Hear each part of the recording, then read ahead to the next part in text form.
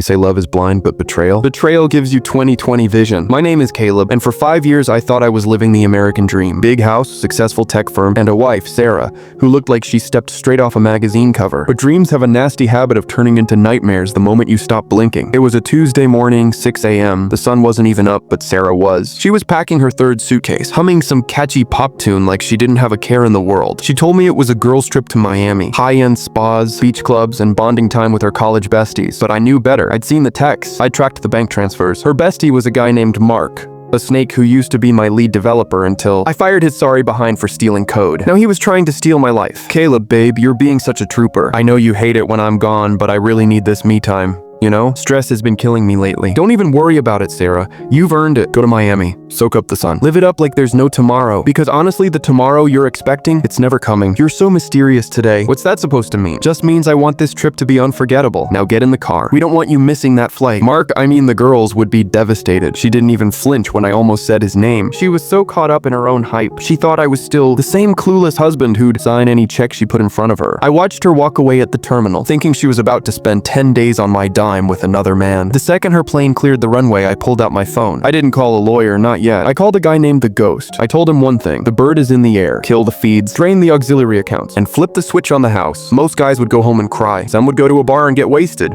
Me? I went straight to the hardware store. I bought the most expensive, high-tech biometric locks money could buy. Fingerprint scanners, facial recognition, and reinforced steel deadbolts. By the time I got back to the mansion, the transformation had begun. While Sarah was probably ordering her first mimosa in first class, a crew of 6 guys was hauling her entire wardrobe out of my house. Every designer bag, every pair of red-bottom shoes, every piece of jewelry I'd ever bought her. I didn't throw it in the trash. I had a high-end auction house on standby. Everything was cataloged, tagged, and loaded onto a semi-truck within 3 hours. By noon, the walk-in closet Sarah called her sanctuary was nothing but a hollow room with white walls and a lingering scent of expensive perfume. But I wasn't done. Sarah and Mark had a plan. They thought they were going to use the 10 days. I was working to finalize a down payment on a beach house in Florida using my retirement fund. They'd set up a shell company thinking they were being slick. What they didn't know was that I'd rerouted those transfers a week ago. Every dollar they thought they were moving was actually going into a restricted trust account for Sarah's legal fees. Around 2 p.m. my phone buzzed. It was an alert from the bank. Sarah had just landed. She tried to use her primary credit card at a luxury boutique in the airport. Declined. I could almost see the look on her face. She'd call the bank. They'd tell her there was a security hold. She'd call me, and that's when the real game would begin. I let it ring once, twice, 5 times. I wanted her to feel that first sting of panic. I waited until the 6th call before I finally swiped accept. I didn't say hello. I just sat there and listened to her breathe. Caleb! Oh my god, thank God you picked up. Something is wrong with my cards. I tried to buy a simple handbag at the airport, and the machine said, account restricted. Did you forget to pay the bill? Caleb, are you there? I'm here, Sarah. And no, I didn't forget to pay the bill. I just decided to stop funding the competition. How's the weather in Miami? Is Mark keeping you warm? Or do you need me to call the hotel and tell them to turn up the heat? The silence on the other end of the line was the most beautiful thing I'd heard in years. I could hear her sharp intake of breath. The sound of her heart probably trying to beat its way out of her chest. Caleb, what are you talking about? Mark? Who is Mark? Don't do that, Sarah. Don't insult my intelligence. It's a bad look. Especially now that you're broke. I've seen the emails. I've seen the floor plans for the house in Miami you two were planning to buy with my money. But here's the thing. That money is gone. The house you're standing in? Well, you aren't standing in it, and you never will be again. I've changed the locks. I've sold your clothes. I've even canceled your return flight. You wanted a vacation with your lover? Congratulations, you've got a permanent one. Sarah tried to scream into the phone, but I just pressed the red button and let the silence of the mansion swallow me whole. It felt different now. Empty, but clean. Like the air was finally breathable after years of toxic fumes. But I wasn't just sitting around waiting for her to crawl back. I had work to do. See, when you decide to take down a snake like Mark, you don't just cut off the tail. You go for the head, the heart, and the bank account. Mark was a guy who thrived on other people's hard work. He was a parasite, and Sarah was his latest host. I spent the next 4 hours in my home office, going through every single server log Mark had ever touched during his time at my company. Most people would have just checked the finances, but I knew Mark. He was sloppy when he felt arrogant, and right now, he felt like he'd won the lottery. I found it buried under 3 layers of encrypted folders. He hadn't just stolen code. He'd installed a backdoor into our primary security software. He was planning to sell our clients' data to our biggest competitor the moment he and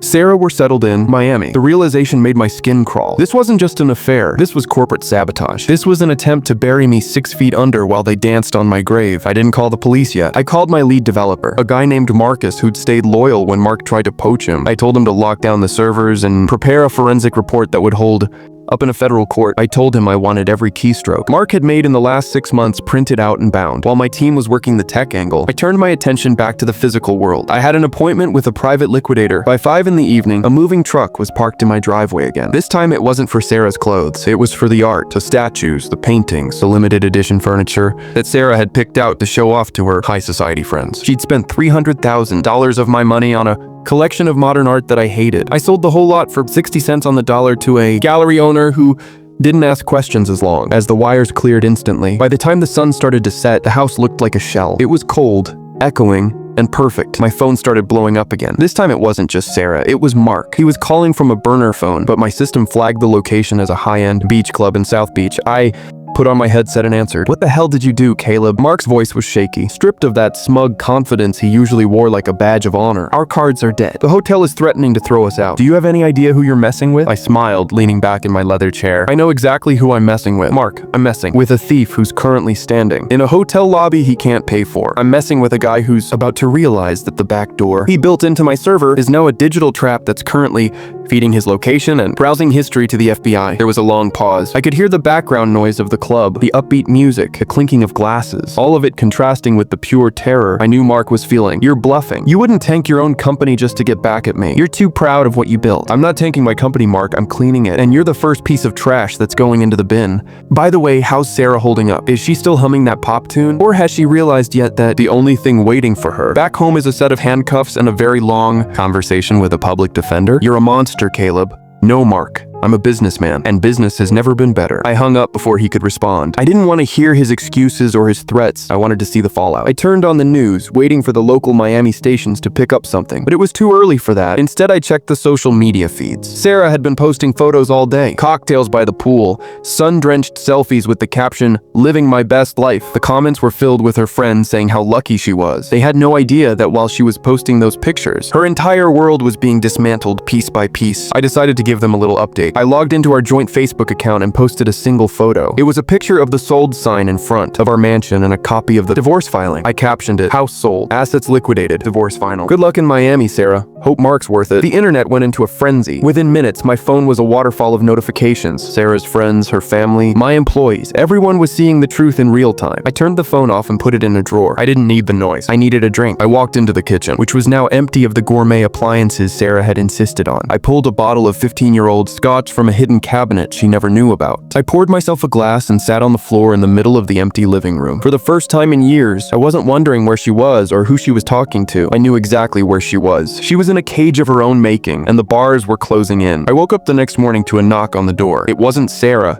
It was a courier delivering a thick envelope. It was the preliminary report from the FBI's cybercrime division. They'd been tracking the shell company Mark had set up for months, but they needed a solid lead to tie it to him. My forensic report was the smoking gun they needed. They were moving in. I felt a strange sense of calm. The law was taking over now. My part in the physical destruction was done, but the psychological game was just entering the second act. I knew Sarah would try to come back. She'd think she could charm her way back into my heart, or at least back into the house. She'd show up with tears in her eyes, blaming everything on Mark, saying he manipulated her, saying she was a victim. I needed to be ready for that. I spent the rest of the day finalizing the sale of the house. I'd found a buyer who wanted to turn it into a high-end boutique hotel. They wanted possession in 48 hours. That meant Sarah had exactly 2 days to get back here if she wanted to see the place one last time. I stayed in a hotel downtown that night. I didn't want to be in the house when she inevitably showed up. I wanted her to face that empty, locked door alone. I wanted her to feel the weight of the silence I'd lived with for 3 years while she was whispering into her phone in the other room. As I laid in the hotel bed looking at the city lights, I realized that I wasn't angry anymore. The anger had been replaced by a cold, hard clarity. This wasn't revenge. It was justice. And justice, unlike love, never goes blind. The sun rose on the third day, and with it came the first wave of the storm. I was sitting in the lobby of the downtown Hilton, sipping black coffee and watching the local news on a wall-mounted TV. The headline scrolling across the bottom of the screen caught my eye. Tech executive's wife and associate detained in Miami for alleged financial fraud. I didn't cheer. I didn't pump my fist. I just took another sip of coffee. My phone, which had been off all night, was now burning a hole in my pocket. When I finally switched it on, it nearly froze from the sheer volume of missed calls and messages. 142 missed calls. Most were from Sarah's mother, a woman who had spent the last 5 years treating me like a walking ATM while whispering in Sarah's ear that she deserved better. I ignored her and went straight to the voicemail. Sarah had left at 3 in the morning. Her voice was unrecognizable. The polished, sweet tone she used to manipulate me was gone, replaced by a raw, jagged edge of pure panic. "Caleb, you have to stop this!" "Mark is gone. He left the hotel when the cops showed up and he hasn't come back. I'm at a police station in North Beach. They're asking about the offshore accounts. They're saying I'm an accomplice to wire fraud. Caleb, please, I know you're angry, but this is my life. Tell them it's a mistake. Tell them you authorized the transfers. I know you still love me. You can't let them do this to me." I deleted the message. Love? No, Love was the man who worked 80 hours a week to make sure she never had to worry about a bill. The man she was currently begging for help was the man she had tried to ruin. That man didn't exist anymore. I checked out of the hotel and drove back toward the mansion. I knew she'd be there soon. The Miami police had released her on her own recognizance because she didn't have a prior record and she'd surrendered her passport. Not that it mattered, since I'd already reported it stolen. She probably used the last of her emergency cash to catch a red-eye flight back home. As I pulled onto my street, I saw a taxi idling in front of my gates. Sarah was standing there, looking like a ghost of the woman I'd dropped off at the airport just days ago. Her hair was a mess, her expensive silk dress was wrinkled and stained, and she was clutching her designer purse like a life raft. When she saw my SUV, she ran toward the driver's side window, banging on the glass before I'd even put the car in park. "Caleb, open the door!" "What did you do to the locks?" "My key doesn't work." "Why is there a sold sign on our lawn?" "Answer me." I stepped out of the car slowly, deliberately. I didn't look at her face. I looked at the house. It was a beautiful day. The birds were chirping, the lawn was perfectly manicured, and the massive wrought iron gate stood between her and the life she'd thrown away. "Sarah, you're making a scene. The neighbors are already talking. I'd hate for you to get another trespassing charge on top of everything else." She stared at me, her eyes wide with a mix of fury and disbelief. "Trespassing? This is my house, Caleb. I'm on the deed." "Actually, you aren't. Check. The post-nuptial agreement you signed 3 years ago when you wanted me to bail your brother out of that gambling debt. Section 4, paragraph 2. Any act of financial infidelity or proven intent to defraud, the estate nullifies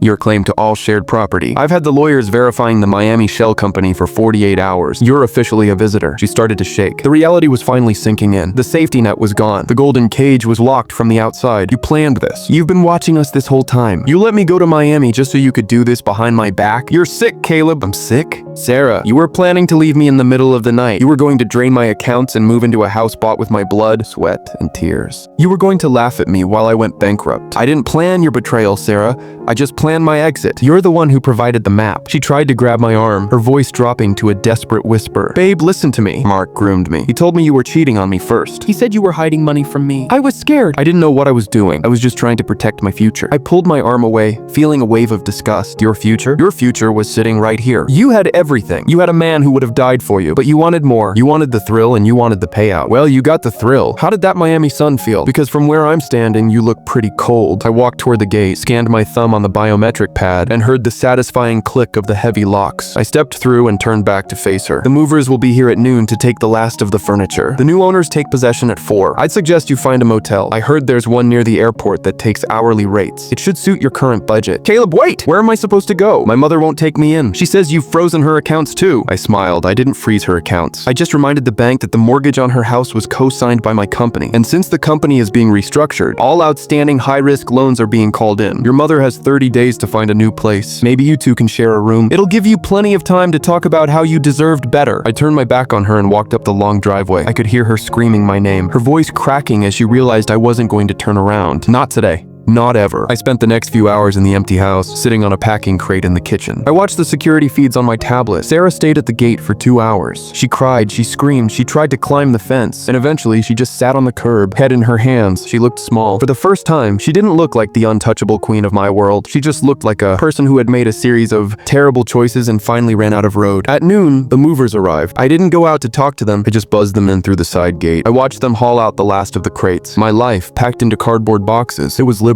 By 3 o'clock, the house was a tomb. I walked through every room one last time. The bedroom where she'd whispered lies into my ear. The dining room where we'd hosted parties for people who only liked us for our money. The balcony where I'd stood many nights, wondering why I felt so alone despite having everything. I realized that the house wasn't a home. It was just a monument to a mistake I'd been making for 5 years. I grabbed my keys and my laptop bag. I didn't take anything else. No photos, no mementos, nothing. I wanted a clean break. As I drove out of the gates for the last time, Sarah was gone. There was only a small pile of trash on the curb where she'd been sitting, a discarded water bottle and a crumpled up tissue. I headed toward the city, toward the office of the district attorney. I had a meeting scheduled for 4:30. I wasn't just there to provide evidence against Mark. I was there to make sure the investigation into Sarah didn't just go away. I wanted them to see the full picture. I wanted them to see how she'd used her access to my private accounts to funnel money into Mark's shell companies. I wanted her to understand that in the real world, actions have consequences that a pretty face can't fix. As I sat in the waiting room, I felt a strange sense of peace. The world was righting itself. It was going to be a long year of court dates and legal battles, but for the first time in a long time, I knew exactly who I was fighting for. I was fighting for the man I used to be before I met her, and that man was finally coming home.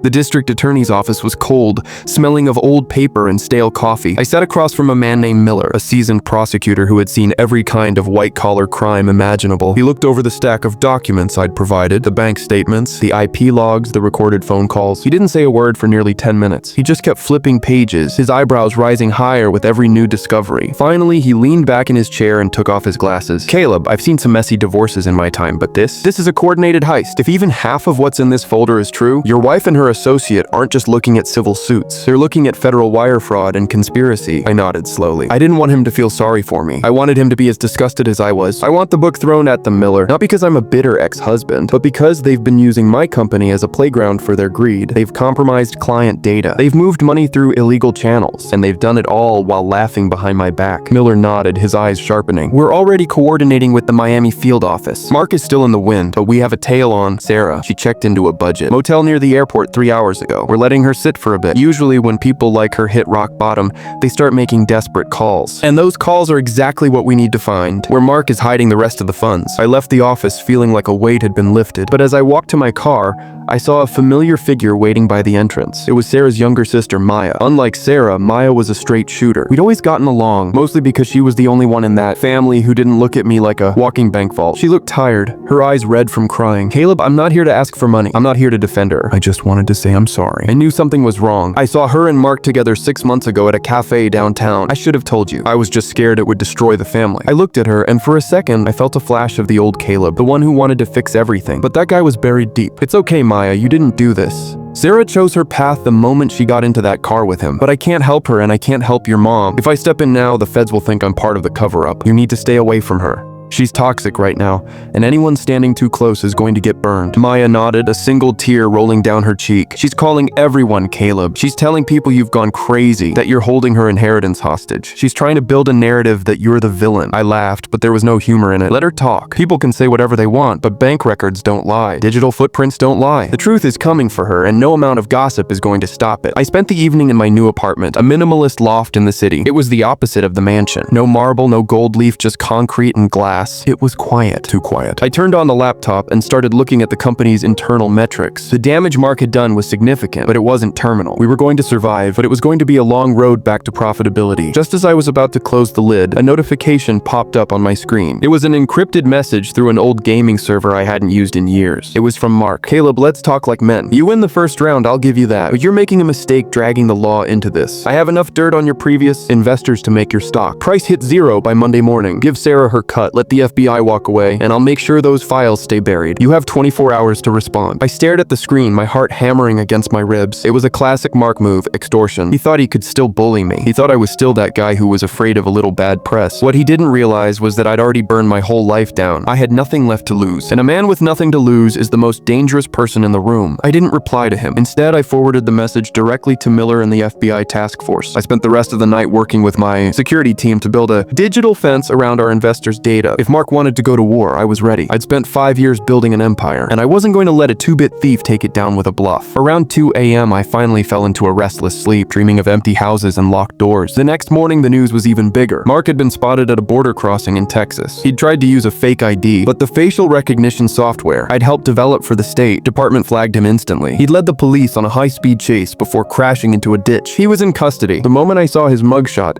bloody, disheveled, and finally looking as pathetic as he actually was, I felt a surge of adrenaline. The first domino had fallen. Now, it was time for the second. I drove down to the police station where Sarah was being held for questioning. I didn't have to be there, but I wanted her to see me. I wanted her to see the man who had finally stopped playing her game. When I walked into the observation room, I saw her through the one-way glass. She was sitting at a metal table looking haggard. A female detective was showing her the photos of Mark's arrest. Sarah was shaking her head, sobbing, probably still trying to claim she was just an innocent bystander. I stepped into the room, and the detective looked up, surprised. "Mr. Vance, you aren't supposed to be in here. I just need 5 minutes, detective. I'm the primary victim of the fraud, and I have information that might help her decide to tell the truth." The detective hesitated, then nodded and stepped out. I sat down in the chair across from Sarah. She looked up, her eyes lighting up with a flicker of hope that made me sick. Caleb, thank God. You're here to get me out, right? You saw Mark. He's the one who did everything. You have to tell them I didn't know. I leaned forward, my face inches from hers. I didn't come here to save you. Sarah, I came here to tell you that Mark just gave you up. In exchange for a plea deal, he's telling the feds that you were the one who suggested the offshore accounts. He's saying you were the one who stole my private encryption keys from my desk at home. Sarah's face went pale. That's a lie. I wouldn't know how to do that. It doesn't matter if it's a lie, Sarah. He has the keys and they were used from your laptop. You're the one going to prison for the long haul while he gets 5 years in a minimum security facility. Unless, of course, you have something better to offer them. She stared at me, her breathing coming in short, ragged gasps. What do you want, Caleb? I want the truth. I want you to admit on record that you've been planning this for years. I want you to tell them where the rest of the money is hidden. The $3 million you diverted from the payroll account last December. Do that and maybe, just maybe, I'll ask the judge for leniency. Sarah looked at the camera in the corner of the room, then back at me. She knew she was trapped. There was no Miami Beach house. There was no billionaire lover. There was only a cold room and a husband who didn't love her anymore. She leaned in, her voice a hollow whisper. I hated you, Caleb. I hated how perfect you tried to be. I hated how you looked at me like I was a prize instead of a person. Mark made me feel alive. The money? That was just my exit fee for 5 years of playing the perfect wife. I stood up feeling a strange sense of closure. Well, Sarah, the play is over. The curtain's down, and it looks like the exit fee just got a lot more expensive. I walked out of the room without looking back, leaving her alone with her choices and the cold, hard walls of reality. Walking out of that interrogation room felt like shedding a second skin. For years, I'd been the guy who tried to fix her, the guy who smoothed over her mistakes and covered her tracks. But standing in that sterile hallway, I realized I was finally free of the burden of her character. I headed straight to the parking lot, but before I could reach my car, I was intercepted by a swarm of reporters. Word had leaked. Local tech giant Caleb Vance confronts. Cheating wife at police station. The flashes were blinding, and the questions were like rapid-fire bullets. Caleb, is it true you liquidated the estate? Did you know about the affair for months? Is the company going under? I didn't say a word. I just kept my head down, pushed through the crowd, and got into my SUV. I didn't owe the world an explanation. My bank statements and the upcoming court filings would do all the talking for me. I drove back to my new loft, but I didn't go inside. Instead, I drove to a small, quiet cemetery on the outskirts of the city. I sat by my father's grave, the man who had started the firm with nothing but a toolbox and a dream. I felt like I'd let him down by letting a woman like Sarah dismantle what we'd built. I sat there for an hour in the fading light, thinking about how he used to tell me that a man's word is his bond, but a woman's loyalty is earned every single day. I'd tried to buy that loyalty with diamonds and zip codes, and look where it got me. I made a silent promise to him right then. I was going to rebuild Vance Tech, but this time, it wouldn't be a monument to my ego. It would be a fortress. When I finally got back to the loft, the silence was broken by the sound of my laptop chiming. It was an email from the liquidator. The auction had been a massive success. Sarah's prized art collection had sold for even more than expected to a private collector in Dubai. The furniture, the cars, the jewelry, it was all gone. The total amount, after commissions, was sitting in a secure escrow account, $5.4 million. It was a drop in the bucket compared to my total net worth, but it was symbolic. That was the price of my marriage. $5 million of stuff that didn't mean a thing. I hit the transfer button and sent every single cent of it to a foundation for foster kids. I didn't want a penny of that tainted money. I wanted to scrub my life clean of everything she'd touched. The next morning, the legal battle officially began. My lead attorney, a pit bull named Harrison, called me with the first update. Caleb, Sarah's hired a new lawyer, a real shark named Sterling. He's already filing motions to freeze your personal accounts, claiming the post-nuptial agreement was signed under duress. He's going to try to paint you as a controlling, abusive husband who drove her into Mark's arms. I laughed. Let him try, Harrison. We have the logs. We have the private investigators, photos from Miami. We have the bank, transfers she made to Mark's shell companies. While I was sitting right next to her at dinner, duress? She was living in a $30 million mansion with a limitless credit card. If that's duress, then every woman in America wants to be under it. Harrison grunted on the other end. I agree, but Sterling is good at playing the media. He's going to leak stories about your cold nature and how you abandoned her. Be prepared for a smear campaign. I leaned back, looking at the city skyline. I'm already prepared, Harrison. I've lived with a liar for 5 years. I know exactly how they think. Tell Sterling that if he wants to play dirty, I'll release the 4K footage from the bedroom security cameras, the ones Sarah didn't know I installed after the first time I suspected her. I've got her and Mark discussing how they were going to slowly bleed me dry while they were in our own bed. That should shut him up. There was a long silence on the line. Caleb, you have that on video? Every second of it, I said. I never wanted to use it. I thought I'd just use it for the divorce and bury it. But if they want to go to war, I'll give them a nuclear winter. By that afternoon, the tone of the conversation changed. Sterling called Harrison back, and suddenly, the duress argument was off the table. They wanted to settle. They wanted Sarah out of the fraud charges in exchange for her signing away every last claim to the estate. But I wasn't feeling merciful. I told Harrison to tell them no. No settlement. settlement, no deals. I wanted her to face the full weight of the criminal justice system. I wanted a trial. I wanted every lie she'd ever told to be read aloud in a public record. I wanted her to realize that you can't just delete a person's life and expect them not to fight back. While the lawyers were bickering, I went back to the office for the first time since the scandal broke. The atmosphere was tense. People were whispering in the hallways, looking at me like I was a ticking time bomb. I called an all-hands meeting in the atrium. I stood on the balcony, looking down at the hundreds of employees who depended on me. "I know what you've heard," I started, my voice echoing through the glass and steel. "I know you've seen the news. My personal life has been a disaster, and I allowed a traitor into our midst. For that, I apologize. But hear me clearly. Vance Tech is not going anywhere. The vulnerabilities have been patched. The traitors have been removed. We are going back to work, and we are going to build something that no snake can ever touch again. If you're here for the drama, find a new job. If you're here to change the world, let's get to it." The room was silent for a beat, then someone started clapping, then another. Within seconds, the entire building was roaring. It was the first time in a week I felt like I was winning. Not because I was hurting Sarah, but because I was taking back my own power. I spent the next 12 hours in the server room with Marcus, rebuilding the architecture from the ground up. We worked through the night, fueled by caffeine and spite. By 4 a.m., we'd found 3 more backdoors Mark had installed. We didn't just close them, we turned them into digital mirrors. Anyone trying to access them would have their own system flooded with the very evidence the FBI needed to tie them to Mark's network. As the sun started to rise over the city, I walked out onto the balcony of the office and watched the world wake up. I felt a strange sense of empathy for the woman Sarah used to be, or at least the woman I thought she was. She had everything, and she traded it for a lie told by a man who didn't even like her. She was a victim of her own greed, and in the end, that was the greatest punishment of all. My phone buzzed. It was a text from an unknown number. It was Maya, Sarah's sister. "Caleb, Mom's had a heart attack. She's at St. Jude's. Sarah's begging the police to let her go see her, but they won't.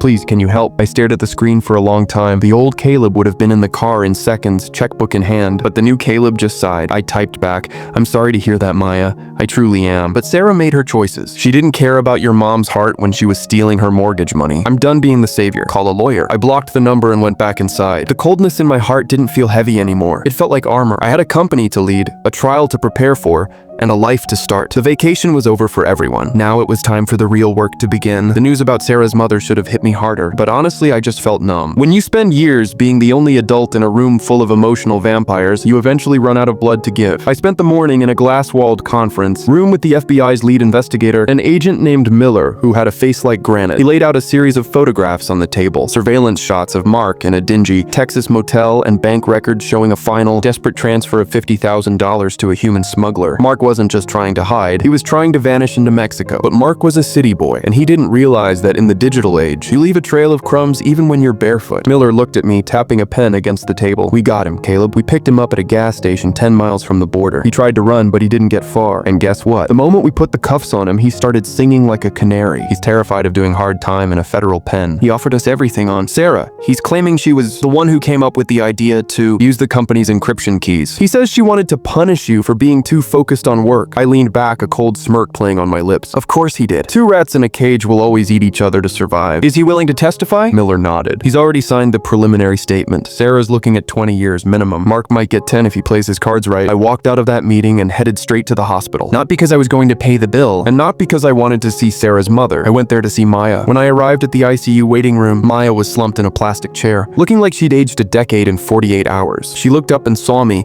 and for a second, I saw a flash of hope in her eyes. "Caleb, you came. Did you talk to the police? Can they let Sarah come for just an hour?" "Maya, listen to me. I didn't come here to play hero. I came here to give you this." I handed her a thick manila envelope. Inside was a check for $50,000 and a set of keys to a small apartment I owned across town. "This is for you, Maya. Not for your mom, and definitely not for Sarah. This is so you don't end up on the street when the bank takes the house next week." Maya looked at the check, her hands shaking. "I can't take this, Caleb. After everything my sister did to you. You aren't your sister, Maya. You're the only one who didn't lie to me. Take the money, get your mom stabilized, and move into the apartment. But there's a condition. If I find out a single cent of this went to Sarah's legal defense or her commissary fund, the deal is off. You have to choose a side, Maya. You can either drown with them or you can walk away with me." Maya looked at the ICU doors, then back at the check. She tucked it into her bag and nodded slowly. She chose life. I turned and walked away before she could say thank you. I didn't want gratitude. I wanted a clean slate. As I was leaving the hospital, my phone buzzed. It was a restricted number. I knew who it was before I even answered. "Caleb?" It was Sarah. She was crying, but it wasn't that pretty. Manipulative cry she used to do. This was the sound of a woman who had finally realized the world didn't revolve around her. "Caleb, please." Mark told me what he did. "He's lying."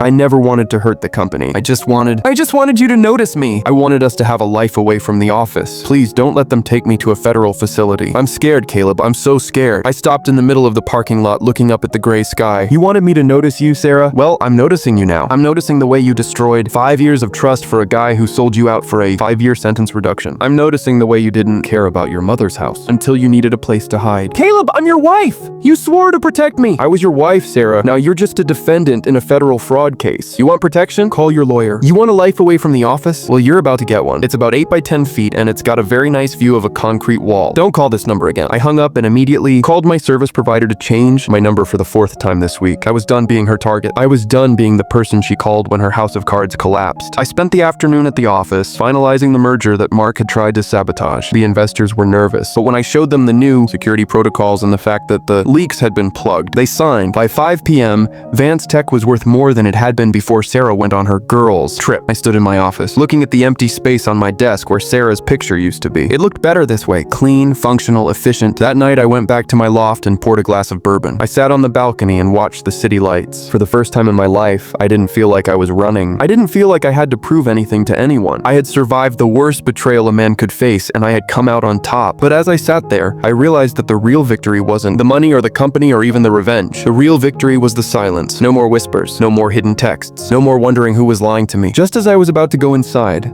a final notification popped up on my laptop. It was a news alert. Mark Evans pleads guilty to federal charges. Sarah Vance to face trial next month. I closed the laptop and watched the moon rise over the skyline. The vacation was officially over. Sarah was in a cell, Mark was in a jumpsuit, and I was exactly where I needed to be. I was alone, I was powerful, and for the first time in 5 years, I was home. The morning of the preliminary hearing arrived with a cold, biting wind that swept through the city streets. I woke up at 4 a.m., not out of nerves, but out of habit. I hit the gym, pushed some heavy iron until my muscles screamed, and then showered in the cold light of my minimalist loft. I put on a tailored charcoal suit, the kind that says I'm here for business, not for drama. Today was the first time I'd see Sarah in a courtroom, and I wanted her to see exactly what she'd lost. I didn't want to look like a victim. I wanted to look like the man who had already moved on. When I arrived at the courthouse, the media circus was in full swing. Microphones were shoved in my face. Cameras flashed like lightning, but I kept my eyes straight ahead. My lawyer, Harrison, met me at the top of the steps. He leaned in, his voice low and professional. Caleb, just a heads up. Sterling is going to try and make this emotional today. He's going to talk about Sarah's mental state and your financial cruelty. Stay stoic. Don't give them a single reaction to clip for the evening news. I nodded. Harrison,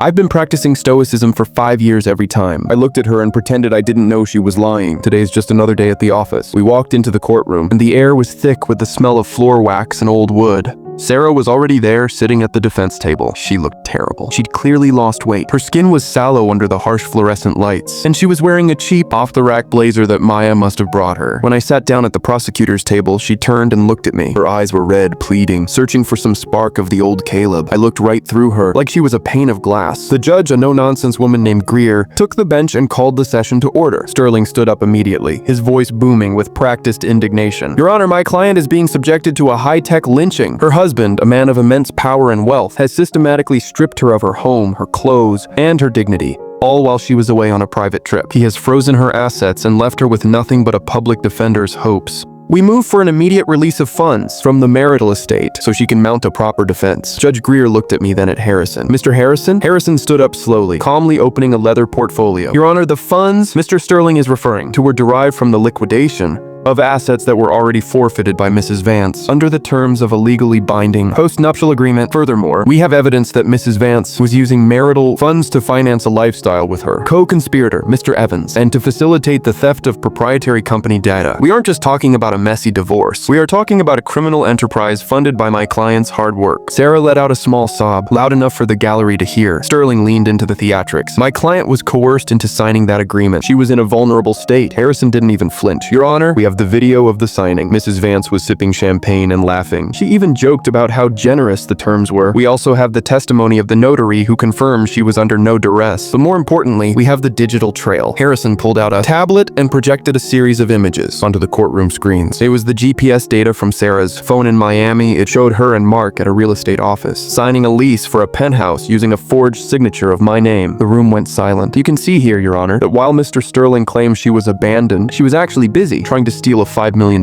property using a stolen identity. My client didn't leave her with nothing. He simply stopped her from taking everything. Judge Greer leaned forward, looking at Sarah with a cold, piercing gaze. Mrs. Vance, is this your signature on the Miami lease? Sarah looked at Sterling, her mouth hanging open. She didn't say a word. The judge sighed and turned back to the lawyers. Motion for release of funds is denied. In fact, based on this new evidence of identity theft and forgery, I'm increasing the bail requirement. Mrs. Vance will remain in custody until the formal trial. As the bailiff stepped forward to lead Sarah away, she finally snapped. She lunged toward my table, her face contorted in a mask of pure rage. You think you're so smart, Caleb? You think you can just erase me? I gave you 5 years of my life. I was the one who made you look human. Without me, you're just a machine with a bank account. You're gonna rot in that empty house alone. I didn't move. I didn't blink. I just watched as they cuffed her and dragged her through the side door. The last thing I heard was the sound of her heels clicking frantically against the marble floor before the door slammed shut. Harrison packed his bags and patted me on the shoulder. That went well. Better than expected. She's her own worst enemy. Caleb. That outburst just proved to the judge that she's a flight risk and a loose cannon. I stood up feeling a strange sense of emptiness. It wasn't sadness. It was just the realization that the woman I'd loved never really existed. She was just a collection of appetites and ego wrapped in a pretty package. I walked out of the courthouse and found Maya waiting by my car. She looked like she wanted to apologize again,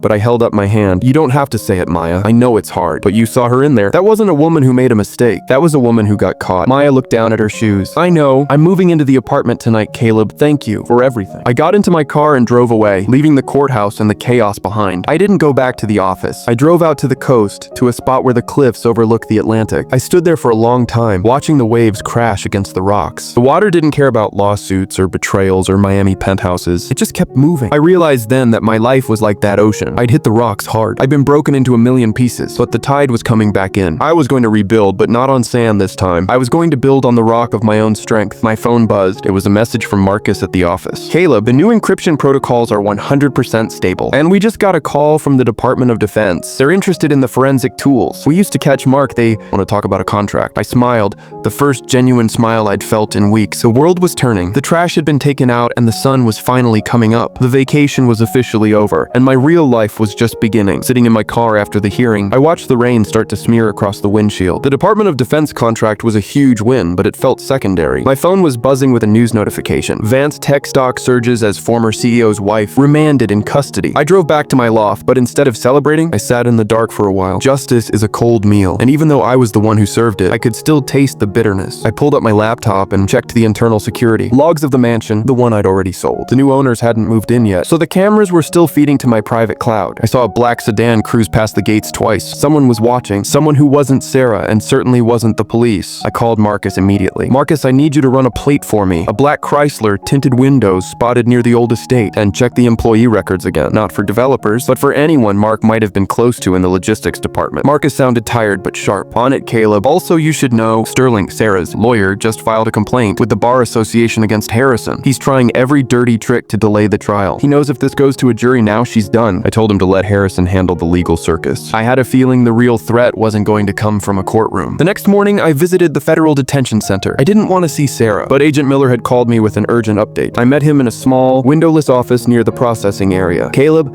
we found something in Mark's encrypted drive that we missed before. It wasn't just code, it was a hit list. Mark was in debt to some very dangerous people in South Beach, money, launderers who don't take kindly to their funds. Being frozen by a federal investigation, he promised them a buy-in using your company's assets. Now that he's in the system and the money is gone, they're looking for a fallback, and they think you or Sarah still has the access keys to the primary vault. I felt a chill that had nothing to do with the air conditioning. So the car I saw? Miller nodded, his face grim, most likely. We're putting a detail on you, but you need to be careful. And Sarah, she's in even more danger. If these guys think she knows where the money is, they'll get to her, even inside. I walked out of the station looking over my shoulder for the first time in years. My revenge had started a fire that was now threatening to burn down the whole neighborhood. I decided to do something crazy. I went to the hospital to see Sarah's mother. I needed to know if Sarah had told her anything at all, about where Mark might have stashed the physical backups. When I entered the room, Maya was there, asleep in the chair. Her mother looked frail, hooked up to a dozen machines. She opened her eyes and saw me. Caleb, she whispered, her voice like dry leaves. I'm so sorry. I told her she was being foolish. I told her you were a good man. I sat down beside her,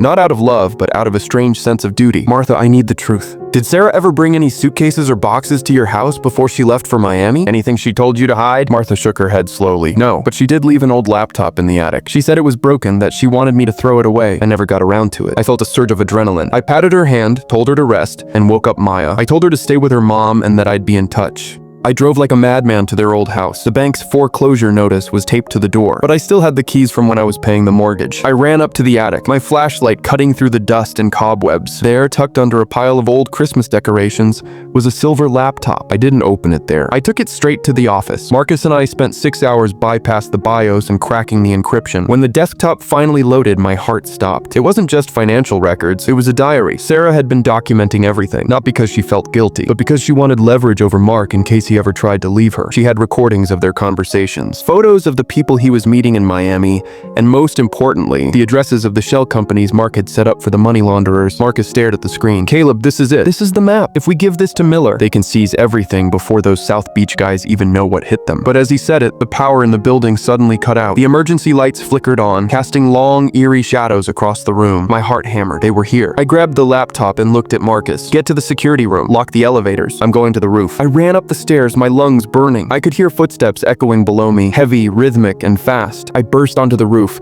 the cold wind hitting me like a physical blow. A helicopter was circling in the distance, but it wasn't the police. I reached the edge of the building and looked down. The black Chrysler was parked at the entrance, and 3 men in tactical gear were heading inside. I realized then that this was never just about a cheating wife or a stolen company. This was a war for survival. I pulled out my phone and hit the one-touch dial for Agent Miller. Miller, there at the office. I have the laptop. Get the SWAT team here now. The door to the roof slammed open. 2 men stepped out, their faces covered by masks. They didn't have silencers. They didn't need them. The one on the left stepped forward, his voice a low, raspy growl. Give us the drive, Vance, and maybe you get to see your wife's trial. Otherwise, you're just another suicide headline in the morning paper. I backed away, clutching the laptop to my chest. You want the money? It's gone. I donated it. Every cent. The man laughed. We don't want the 5 million, you idiot. We want the access codes to the defense contract servers. Mark promised us a gateway, and you're going to give it to us. I looked at the ledge, then back at them. I realized that Sarah had sold me out in more ways than I ever imagined. She hadn't just given Mark my heart. She'd given him the keys to the kingdom, but they forgot one thing about me. I don't negotiate with terrorists, and I definitely don't lose to amateurs. I took a deep breath, looked the lead man in the eye, and did the only thing I could. I threw the laptop off the roof. The laptop spun through the air like a silver bird before, disappearing into the abyss of the 40-story drop. The lead gunman let out a roar of pure rage,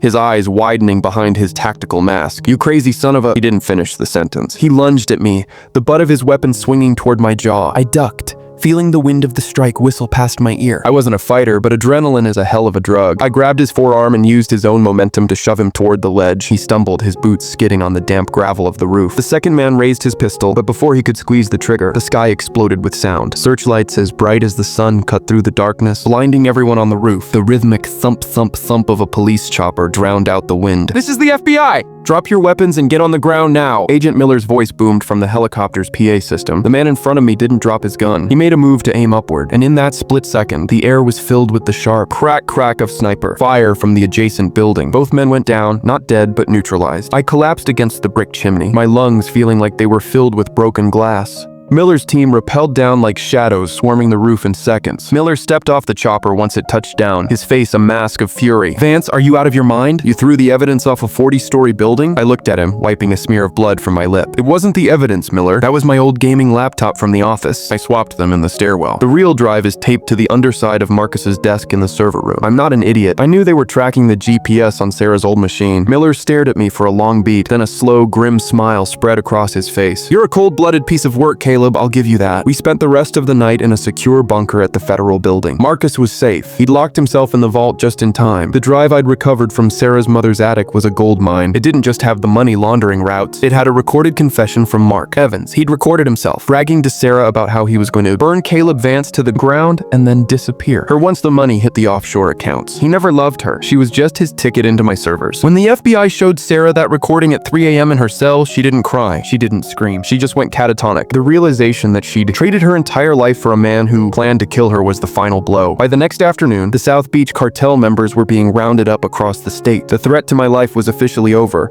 but the damage to my soul felt permanent. I went back to my loft and slept for 14 hours. When I woke up, there was a letter slid under my door. It was from Maya. Caleb, Mom passed away this morning. She went peacefully. She left a note for you. I opened the small handwritten envelope. Martha's handwriting was shaky, but her message was clear. Caleb, thank you for being the son I never had. Don't let my daughter's darkness take your light. You deserve to be happy. I sat on the edge of my bed and finally let out the breath I'd been holding since I dropped Sarah off at the airport. I didn't cry for Sarah. I didn't cry for the marriage. I cried for the woman Martha was and the man I used to be, but the world doesn't stop for grief. The trial was only 2 weeks away, and the media was calling it the trial of the century. Sarah's lawyer, Sterling, was making a final, desperate push for a plea deal. He wanted 10 years instead of 20. He said Sarah was ready to testify against every single person Mark had ever worked with. I met Harrison at a quiet bar downtown to discuss our move. Caleb, the DA wants your input. They have enough to put her away for life if they want, but with her mother's death and the fact that Mark was planning to kill her, there's a victim narrative forming in the press. Some people are actually starting to feel sorry for her. I looked at my drink, the ice clinking against the glass. Let them feel sorry for her. It doesn't change the fact that she stole. It doesn't change the fact that she lied. I want her to serve every single day of whatever sentence the judge gives her. No deals, no shortcuts. She wanted a new life. She's got one now. As I left the bar, I saw a woman standing by my car. It was Sarah's old best friend, Emily, the one who had blocked her calls. Caleb, I just wanted to apologize. We all knew she was seeing Mark. We thought it was just a fling. We had no idea she was trying to ruin you. I looked at Emily, a woman who had sat at my dinner table dozens of times, drinking my wine and laughing at my jokes. You knew and you stayed silent. You watched her pack those bags for Miami and you didn't say a word. You aren't sorry. Emily,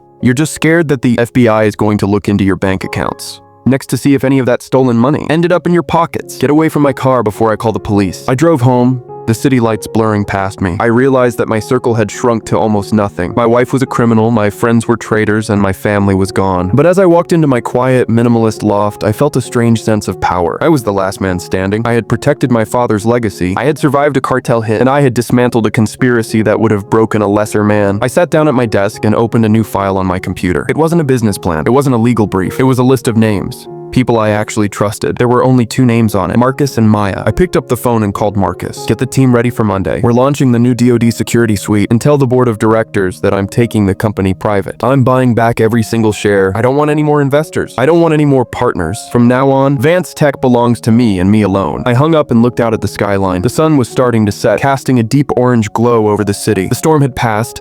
The wreckage had been cleared, and I was still here. Sarah was waiting for her trial. Mark was waiting for his sentencing, and I was just waiting for tomorrow. For the first time in 5 years, tomorrow didn't feel like a threat. It felt like a promise. The day of the final trial arrived, and the air in the courtroom was so thick you could cut it with a knife. This wasn't just another hearing, this was the reckoning. I walked through the double doors, and for the first time, I didn't feel the weight of the cameras on my back. I felt light. I sat at the front just a few feet away from the defense table. When they brought Sarah in, the room went dead silent. She wasn't the woman I knew anymore. The designer clothes were gone, replaced by a drab, oversized suit. Her hair, which she used to spend hours styling, was pulled back in a messy knot. She looked old, she looked broken, but when her eyes met mine, I didn't see remorse. I saw a flickering ember of that same old defiance. The prosecution started their opening statement, and it was a masterpiece of cold, hard facts. They didn't talk about the affair, they talked about the numbers. They showed the jury the digital backdoor Mark had built in the logs that proved Sarah's fingerprints were all over the keyboard. They played the audio clips I'd recovered from the attic, Sarah and Mark laughing about how clueless I was, how I was just an ATM with a suit. I watched the jurors' faces. They went from curiosity to disgust in under 10 minutes. One woman in the front row actually turned her head away when Sarah's voice on the recording said, "Once the money clears, Caleb can have his precious company. I'll be sipping cocktails on a beach." While he's explaining the bankruptcy to his board, then came the moment everyone was waiting for. The prosecution called me to the stand. I walked up, took the oath, and sat in the wooden chair that had seen 1,000 liars. I didn't look at the jury. I looked at Sarah. "Caleb, can you tell the court about the night you realized your wife was planning to defraud your company?" The prosecutor asked. I took a breath. "It wasn't one night," I said, my voice steady and clear. "It was 1,000 tiny cuts. It was the way she stopped looking me in the eye. It was the way the bills for things I never saw started piling up. But the real realization came when I saw the login attempts on our secure server from a location in Miami, a location she told me was a girls' retreat." Sarah's lawyer Sterling stood up for the cross-examination. He tried to rattle me. He tried to paint me as a monster. "Mr. Vance, isn't it true you've been planning this revenge for months? Isn't it true you enjoyed watching your wife suffer? You sold her clothes, you locked her out of her home, you even turned her own sister against her. Aren't you just a man scorned trying to use the law as a weapon?" I looked Sterling dead in the eye. "I didn't enjoy it," I said. "I felt nothing. When you find a cancer in your body, you don't enjoy the surgery. You just do what's necessary to survive. My wife wasn't just leaving me. She was trying to destroy the livelihoods of 500 employees. I didn't use the law as a weapon. I used it as a shield." The courtroom broke out in murmurs. The judge banged the gavel, demanding order. Sterling sat down, his face flushed. He knew he'd lost the room, but the real kicker came when the prosecution called their surprise witness. The doors opened and Mark Evans was led in, handcuffed and shackled. Sarah gasped, her hand flying to her mouth. Mark didn't even look at her. He took the stand, and in exchange for a lighter sentence, he laid out every single detail. He told them how Sarah had been the one to give him my private passwords. He told them how she had suggested they bleed the account slowly so I wouldn't notice notice until it was too late. He even admitted that he never intended to take her to Mexico. He was going to leave her at the airport once he had the final codes. Sarah stood up, her chair screeching against the floor. "You liar!" she screamed, her voice cracking. "You told me you loved me. You told me he was the enemy." Mark looked at her then, a cold, pathetic sneer on his face. "You were just an easy mark, Sarah. You were so busy hating a good man that you couldn't see a shark when it was right in front of you." The bailiffs pushed Sarah back into her seat. She collapsed, sobbing into her hands. The victim narrative Sterling had tried to build was dead. It was just two criminals turning on each other in the dark. The jury didn't even take 2 hours to deliberate. When the foreman stood up to read the verdict, the room was so quiet you could hear Sarah's ragged breathing. Guilty on all counts: wire fraud, conspiracy, identity theft, and embezzlement. The judge didn't hold back. "Mrs. Vance, you had a life of privilege and a husband who provided everything. You chose to repay that with a level of cold-blooded betrayal that this court rarely sees. I am sentencing you to 15 years in a federal correctional facility with no possibility of parole for the first 10. I stood up as the sentence was read. I didn't feel a rush of joy. I just felt a sense of finality. As they led Sarah away, she stopped next to me for one last second. 2 guards were holding her arms. "Caleb, please, tell Maya I'm sorry. Tell her I didn't mean for Mom to." I looked at her, and for the first time in years I saw her clearly. She was just a small, hollow person who had traded a diamond for a piece of glass. "I don't think Maya wants to hear from you, Sarah," I said quietly. "And neither do I. Goodbye." I walked out of the courthouse and into the bright afternoon sun. Maya was waiting by my car. She didn't say anything. She just hugged me. We stood there for a long time, 2 survivors of a hurricane that had finally blown itself out. "I'm going to the airport," Maya said, pulling away. "I need to get away from this city for a while. I'm going to stay with my aunt in Oregon." I nodded. "That's a good idea. Start fresh. The apartment is yours as long as you need it. I'll check in on you." I watched her taxi pull away, and then I got into my own car. I drove back to the office, but I didn't go in. I just sat in the parking lot, looking up at the Vance Tech logo glowing against the sky. I'd won. My name was cleared, my company was secure, and the people who tried to destroy me were behind bars. But as I sat there, I realized the most important win wasn't the trial. It was the fact that I didn't hate her anymore. Hate is a tie that binds you to someone. Indifference is freedom. I pulled out my phone and deleted the last photo I had of her, a picture from our 3rd anniversary. Then I hit the gas and drove toward the edge of the city. I didn't have a destination. For the first time in my life, I didn't need a plan. I just needed the road, the wind, and the silence. The vacation was finally truly over. And my life? My life was just beginning. 1 year, 365 days. It's funny how time works. When you're trapped in a lie, every second feels like a lifetime. But when you're finally free, months disappear like smoke in a high wind. My name is Caleb Vance, and a year ago, I was the man who lost his wife and almost lost his mind. Today I'm just the man who won. I was standing on the balcony of my new headquarters, a glass tower that overlooked the entire city. No more marble statues or gold leaf trimmings. This place was all steel, concrete, and transparency. Below me, the city was waking up, but I'd already been at my desk since 4 a.m. Vance Tech wasn't just a company anymore. It was the backbone of the region's cybersecurity. We'd gone private, wiped the slate clean, and doubled our revenue. But as I watched the sunrise, I wasn't thinking about the stock price. I was thinking about a letter I'd received the day before. It was postmarked from the Danbury Federal Correctional Institution. Caleb, I didn't want to open it. Part of me wanted to toss it in the shredder and let it turn into confetti. But curiosity is a persistent ghost. The handwriting was different. Cramped, shaky, and stripped of the elegant flourishes Sarah used to pride herself on. It didn't start with "Dear Caleb." It just started with a confession. "Sarah, the walls here are gray. Caleb, everything is gray. The clothes, the food, the sky through the yard fence. I spend 18 hours a day thinking about that morning at the airport. I remember the way you looked at me when you said, 'I hope your trip is unforgettable.' I used to think you were being cruel. Now I realize you were just being honest. Mark is in the same facility, 3 blocks over in the high security wing. I haven't seen him, but I hear his name. They say he's a nobody here. No one cares about his code or his empire. We're just numbers now. I'm 77342. That's all I am. I'm not writing to ask for money or a lawyer. I'm writing because the silence in this cell is louder than any scream. I just wanted to know, did you ever really love me? Or was I just another asset you were managing?" I put the letter down and looked at the empty space on my desk. Did I love her? I loved the woman I thought she was. I loved the person who stood by me when I started the firm in a garage, but that person was a ghost. The woman in that cell was a stranger who happened to share her face. I didn't write back. I didn't have to. The answer was in the world I'd built without her. "Marcus, morning. Caleb, the DoD just cleared the Phase 3 tests. They're calling our encryption unbreakable. I guess the Caleb Vance brand is officially back on top. Also, I heard from Maya.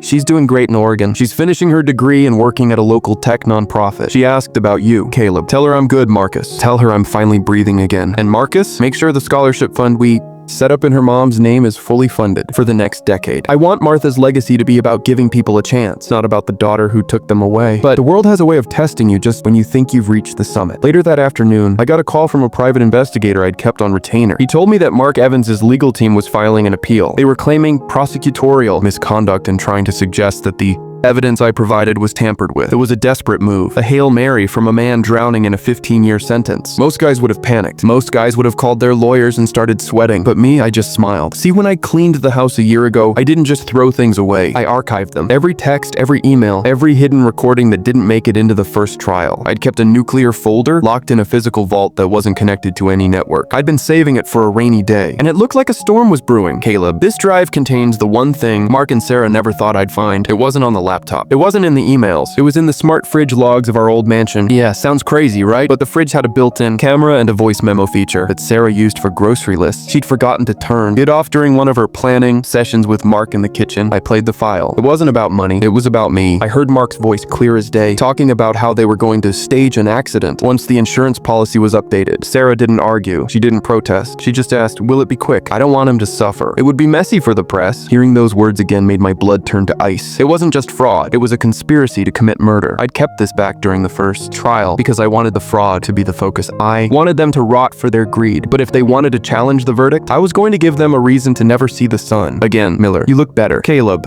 freedom suits you. What's with the secret meeting? Caleb, Mark is filing an appeal. He thinks he can walk on a technicality. This drive says otherwise. It's the kitchen recordings. Murder for hire, Miller. Conspiracy to commit a capital crime. I want you to take this to the DA. Tell them I don't want a new trial. I want a new indictment. Miller, you had this the whole time? Why didn't you bring it out a year ago? Because a year ago, I wanted them to lose their money and their status. I wanted them to feel the sting of being poor and forgotten. But now I just want them to be irrelevant. Mark wants to fight. Let's show him what a real fight looks like. I walked away from Miller, feeling the cool evening air on my face. I wasn't the victim anymore. I wasn't the man who got cheated on. I was the architect of my own justice. Sarah was in her cell, waiting for a letter that would never come. Mark was in his wing, dreaming of a freedom that was about to be snatched away forever. And me, I was going to dinner. I had a date with a woman who didn't know how much money I had, didn't know about the trial, and didn't care about my empire. She just liked the way I made her laugh. For the first time in 5 years, I was living in the present. The locks were changed, the assets were sold, and the past was finally where it belonged, in the rearview mirror. The letter from the prison sat on my mahogany desk like a piece of radioactive waste. Sarah's words were a pathetic attempt to crawl back into a heart that had been turned into a fortress. I didn't feel anger when I read her pleas. I didn't feel pity. I felt the kind of cold detachment an archaeologist feels when looking at the ruins of a city destroyed by its own hubris. She wanted to know if I ever loved her. The irony was staggering. She spent years tearing down the man who loved her, and now that she was buried in a concrete box, she wanted to use that love as a flashlight. I didn't give her the satisfaction of a reply. Instead, I picked up the phone and called my head of security. I told him to increase the surveillance on Maya in Oregon. Not because I didn't trust Maya, but because I knew Sarah. When she realized the front door was locked forever, she would start looking for a window, and Maya was the only window she had left. The world outside my office continued to move at a relentless pace. The Department of Defense contract had turned Vance Tech from a successful firm into a national security asset.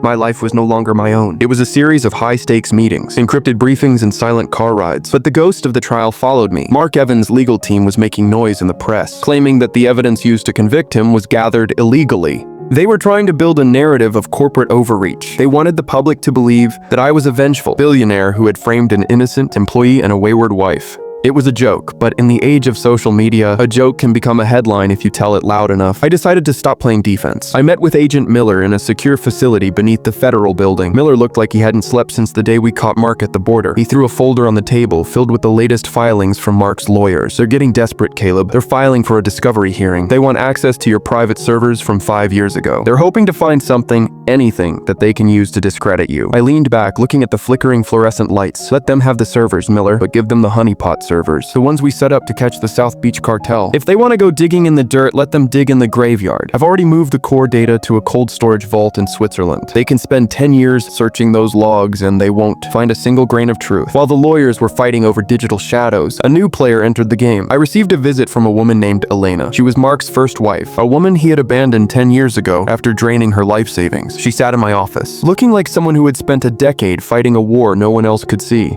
I saw the news about the trial, she said, her voice steady but thin. I saw what he did to you and your wife. I've been waiting 10 years for someone to finally put him in a cage. But you need to know something about Mark. He doesn't have the money he stole from you. He never did. He was just a middleman for someone much bigger. A man named Petrov. The name sent a chill through the room. Petrov was a ghost in the international banking world. A man who specialized in making billions of dollars disappear into thin air. If Mark was working for Petrov, then my little revenge story was just a footnote in a much larger criminal operation. Elena leaned forward, her eyes burning with a dark intensity. Mark didn't want your company for the money, Caleb. He wanted it for the access. Petrov wanted a backdoor into the defense contracts you were bidding on. Sarah was just the distraction. She was the one who kept you busy while Mark was building the tunnels under your feet. Mark is in jail now, but Petrov doesn't like loose ends. And right now, you and Sarah are the biggest loose ends he has. I realized then that the locks I'd changed on the mansion weren't enough. I had protected my house, but I hadn't protected my world. I thanked Elena and gave her a contact for a secure relocation service. I wasn't going to let her become collateral damage. That night, I didn't go back to my loft. I stayed in the office watching the security feeds of the city. I felt like I was back in the early days of the firm, fighting for survival against an enemy I couldn't see. I called Marcus into the room. We need to go dark, Marcus. I want the company to go completely private by the end of the week. No more public filings. No more outside investors. We're moving the operations to the mountain facility. Marcus looked at me like I'd lost my mind. Caleb, that's going to cost us hundreds of millions in penalties. I don't care about the money, Marcus. I care about the people in this building. If Petrov is involved,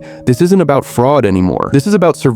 I spent the next 72 hours orchestrating the largest corporate pivot in history. We moved the servers, we relocated the key staff, and we erased our digital footprint as much as humanly possible. By Friday morning, Vance Tech was a ghost. To the world, we were just another tech firm in a slump. To the people who knew where to look, we were a fortress. But I couldn't forget about Sarah. As much as I hated her, she was the only person who knew exactly what Mark had promised Petrov. I made a call to the warden at Danbury. I told him I wanted to pay for an anonymous security upgrade for the female wing. I didn't tell him why. I just wanted to make sure that no one could get to her before I did. I arranged for a private meeting at the prison, the first time I would see her since the day of the sentencing. When she was led into the visiting room, she looked like a shadow of a person. She didn't look happy to see me. She looked terrified. Why are you here, Caleb? Haven't you taken enough? I sat down, looking at the thick glass between us. I'm here because Mark was working for Petrov, Sarah, and Petrov doesn't like witnesses. She went pale, her hands trembling on the metal table. How do you know that name? Mark told me. He told me Petrov was a business partner. He said he was going to help us start over in Europe. I leaned in, my voice a low, hard whisper. Petrov doesn't have partners, Sarah. He has tools. And once a tool is broken, he throws it away. Mark is in high security. He might be safe for now. But you're in a low security facility with a target on your back. If you want to survive the next 10 years, you need to tell me everything Mark told you about the Swiss accounts. Sarah looked around the room, her eyes darting to the guards in the corner. She leaned toward the glass, her breath fogging the surface. He has a ledger, Caleb, a physical book. He kept it in a safety deposit box in the airport in Miami. That's why we were there. He told me it was our insurance policy. He said if anything ever went wrong, that book would buy our freedom from anyone, including you. I stared at her, the final piece of the puzzle falling into place. The vacation to Miami wasn't just a getaway. It was a heist. Mark wasn't just stealing my money. He was stealing Petrov's secrets to use as a shield. And Sarah, in her infinite greed and stupidity, had walked right into the middle of a war between a billionaire and a ghost. I stood up, signaling to the guard that I was finished. Caleb, wait, are you going to help me? I looked at her one last time. I'll make sure you stay alive to serve your sentence. Sarah, that's the only help you're getting from me. Enjoy the gray walls. They're the only thing protecting you from the world you tried to join. I walked out of the prison, the cold wind hitting my face like a slap. I had the location of the ledger. I had the name of the enemy. And for the first time in a year, I had a reason to go back to Miami. But this time, I wasn't going for a vacation. I was going for blood.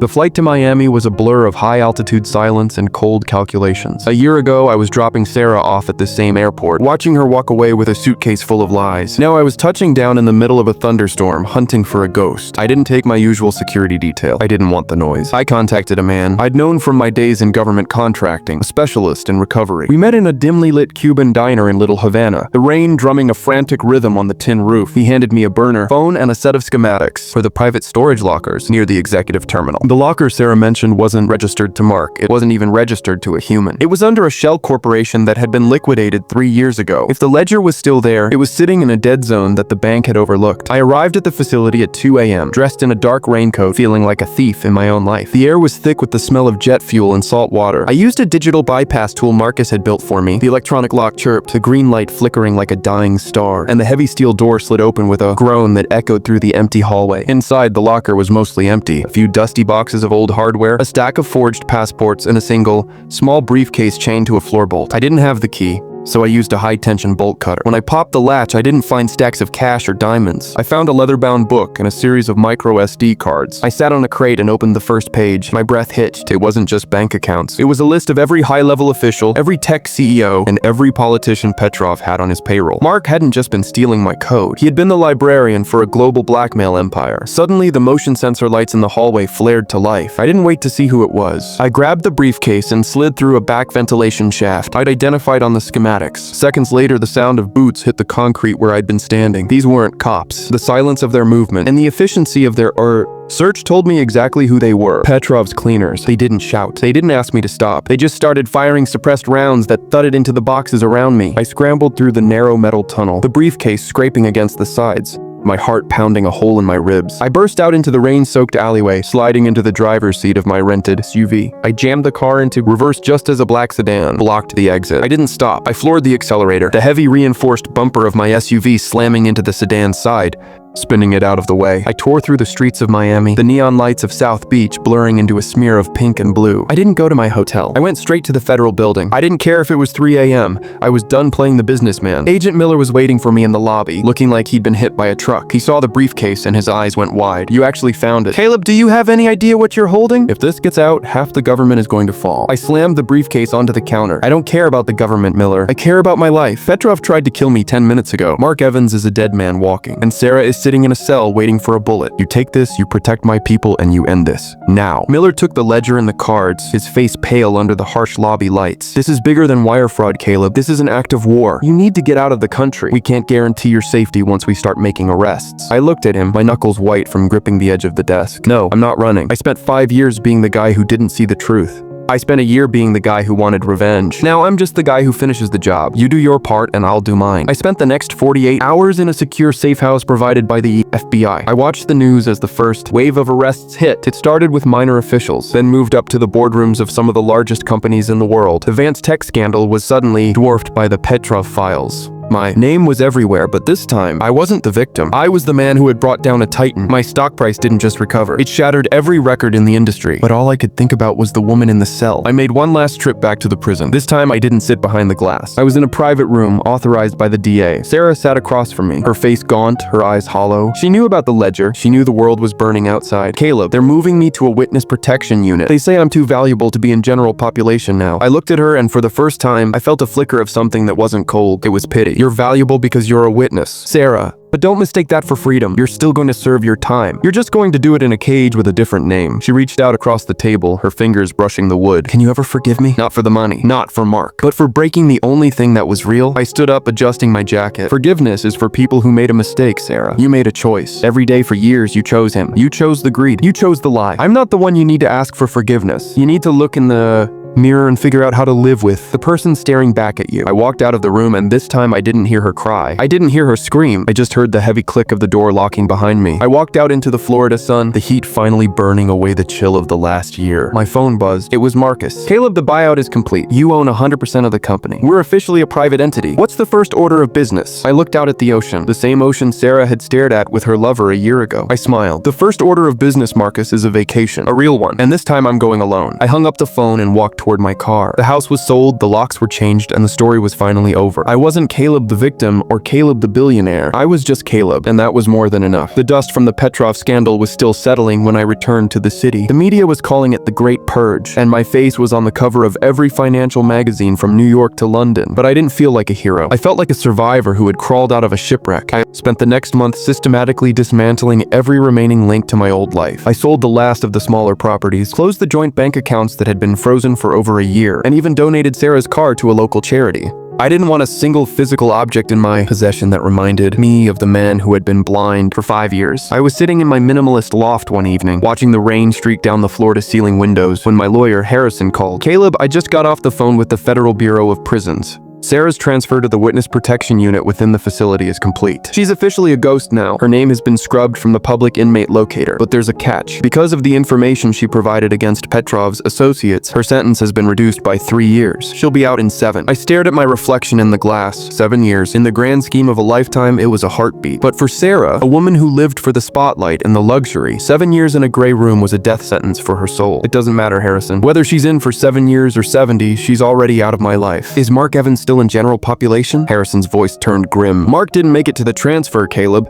He was found in his cell 2 nights ago. No foul play was reported, but the word on the street is that Petrov's reach is longer than we thought. He took a plea deal to save his neck, but he forgot that dead men don't tell secrets. I felt a cold shiver. Mark was the man who tried to steal my life, and now he was just a footnote in a prison chaplain's log. I didn't feel happy. I didn't feel relieved. I just felt the weight of how far people will go for greed. A few days later, I decided to take a drive. I went back to the old neighborhood, the one where the mansion used to be. I parked across across the street and looked at the house. The new owners had repainted the gates. They'd planted new flowers in the garden where Sarah used to host her pretentious brunch parties. It looked like a happy home. It looked like the kind of place where people actually loved each other. I realized that the house wasn't cursed. We were. We had built a temple to our own vanity and called it a marriage. I put the car in gear and drove away. I wasn't looking back anymore. I spent the next few weeks focusing on the human side of Vance Tech. I met with the families of the employees. Mark had tried to compromise. I set up a fund for the education of their children. I started showing up at the office not to check the servers, but to talk to the people who made the company work. I was learning to be a leader instead of just a boss. One afternoon, Marcus walked into my office with a strange look on his face. "Caleb, you have a visitor." I told her you were busy, but she said it was about Martha's estate. I looked up, surprised. It was Maya. She looked different. She had cut her hair short, and she was wearing a professional suit. She looked like a woman who had finally found her own feet. "Caleb, I'm heading back to Oregon tomorrow. I just wanted to give you this." She handed me a small wooden box. It was Martha's jewelry box, the one she'd had since she was a girl. "I found this at the back of the closet. There's a letter inside addressed to you." I thanked her and we talked for a while. She told me she was working as a counselor for women who had been through domestic and financial abuse. She was using her experience to help others. I realized that out of all the wreckage Sarah had caused, Maya was the one good thing that survived. After she left, I opened the box. Inside was a simple gold band, my father's wedding ring. I'd given it to Sarah on our wedding day and I thought she'd sold it or lost it, but Martha had found it in Sarah's jewelry drawer months before the Miami trip and kept it safe. The letter was short. "Caleb, a ring is a circle that shouldn't be broken by lies. Take this back. Give it to someone who knows the value of a promise. Don't let my daughter's choices make you forget what real love looks like." I held the ring in my hand, the gold cold against my palm. I didn't put it on. I put it in my safe. It was a reminder that even in the middle of a betrayal, there were people who still believed in the truth. As the year drew to a close, the city held a gala for the top tech innovators. Usually I avoided these things like the plague, but this year I went. I walked the red carpet alone. I answered the questions about the scandal with a calm, practiced ease. I wasn't the scorned husband anymore. I was the titan of integrity. During the event, a young reporter asked me what my biggest regret was. I looked her in the eye and said, "My biggest regret wasn't trusting the wrong person. It was forgetting to trust myself. But I won't make that mistake again." That night, I stood on the balcony of the gala hall, looking out at the city. The lights were twinkling like a billion tiny data points. I thought about Sarah sitting in her silent cell, probably staring at a wall and dreaming of the life she'd thrown away. I thought about Mark, gone and forgotten. And then I thought about me. I was 40 years old. I was one of the most powerful men in the country. And for the first time in my life,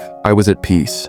I didn't need a wife to make me look human. I didn't need an empire to make me feel strong. I just needed the truth. I pulled a small burner phone out of my pocket, the one Miller had given me. I dialed a number I'd memorized. "Agent Miller? It's Caleb. I want to officially withdraw my request for updates on Sarah's status. Don't call me when she's moved. Don't call me when she's released. As of tonight, Sarah Vance no longer exists in my world." There was a pause on the other end, and then Miller's tired voice came through. "I understand, Caleb. It's been a long road. Good luck." I hung up the phone and dropped it into a trash can. The last thread was cut. I walked back into the gala, joined a table of people I actually liked, and ordered a glass of the best champagne in the house. The vacation was over. The trial was done. The locks were changed, and I was finally home. One more year has passed. 2 years since the day at the airport, and the world has finally stopped talking about the Vance scandal. I was standing on the deck of a small wooden sailboat in the middle of the Mediterranean. No guards, no cameras, no board of directors. Just the sound of the wind snapping against the canvas and the endless blue horizon. I had stepped away from the daily operations of Vance Tech, leaving Marcus in charge as CEO. I realized that to truly start my new life, I had to stop being the man who was defined by his work and his trauma. I spent months traveling, not as a billionaire looking for a new investment, but as a man looking for himself. Back in the States, the final chapters of the old story were closing. Sarah was still in her high-security witness unit. According to the last report I ever allowed myself to see, she had become a ghost among ghosts. She spent her days working in the prison library, surrounded by books she used to consider beneath her. There were no more designer bags, no more champagne brunches, and no more men telling her what she wanted to hear. The silence she had feared so much had become her only companion. She had tried to send one last letter through Maya, but Maya had returned it unopened. The bridge wasn't just burned, the river itself had moved on. I pulled into a small harbor in a quiet Italian village. I walked into a local cafe where nobody knew my name or my net worth. I sat at a small table sipping a coffee and watching the locals live their lives. There was a woman sitting at the table next to me, reading a book. She looked up and smiled, a genuine, simple smile that didn't want anything from me. We started talking about the weather, the sea, and the beauty of the afternoon. For the first time in my adult life, I wasn't wondering if someone had an ulterior motive. I wasn't looking for a lie. I was just living in the moment. I realized then that my revenge wasn't the victory. Selling the house wasn't the victory. Putting Sarah and Mark in prison wasn't the victory. The true victory was this: the ability to sit in a strange place with a clear conscience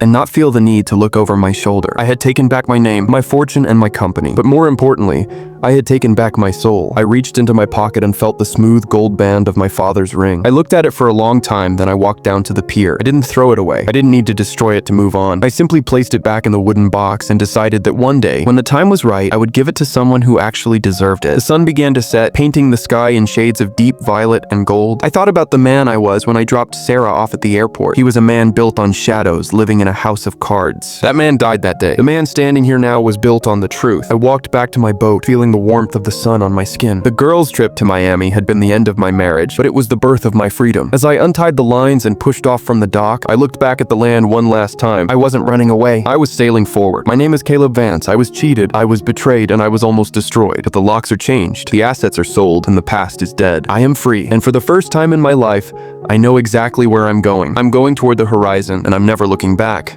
They say love is a journey, but they forget to mention that sometimes the journey requires you to leave the person you love behind to save yourself. Caleb Vance did more than just save himself. He rebuilt a world where the truth actually matters. And as the sun disappears beneath the waves, the only thing left of the scandal is the silence of the sea. The end.